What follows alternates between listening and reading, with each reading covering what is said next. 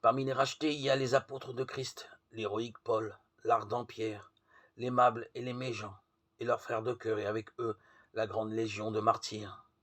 Pendant qu'en dehors des murs, il y avait des êtres vils et abominables, de ceux qui les ont persécutés, emprisonnés et tués. Il y a Néron, ce monstre de cruauté et de vice, qui voit maintenant la joie et l'honneur de ceux qu'il tortura autrefois, dans l'angoisse extrême desquels il trouvait une délectation satanique. Sa mère est là pour témoigner du résultat de son propre travail, pour voir comment la marque démoniaque du caractère qu'elle transmet à son fils, et les passions encouragées et développées par son influence et son exemple, ont porté des fruits dans des crimes qui ont fait frémir le monde. Il y a des prêtres et des prélats qui ont prétendu être des ambassadeurs de Christ et qui employaient pourtant la torture, le donjon et le poteau pour contrôler les consciences de son peuple. Il y a les pontifes orgueilleux qui se sont exaltés au-dessus de Dieu et qui osèrent changer la loi du Très-Haut. Ces prétendus pères de l'Église ont un compte à rendre à Dieu, pour lesquels il voudrait volontiers qu'on les excuse.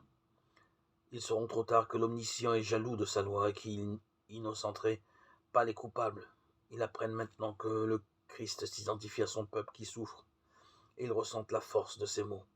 Toutes les fois que vous avez fait ces choses à l'un de ces plus petits de mes frères, c'est à moi que vous les avez faites. Matthieu 25, 40.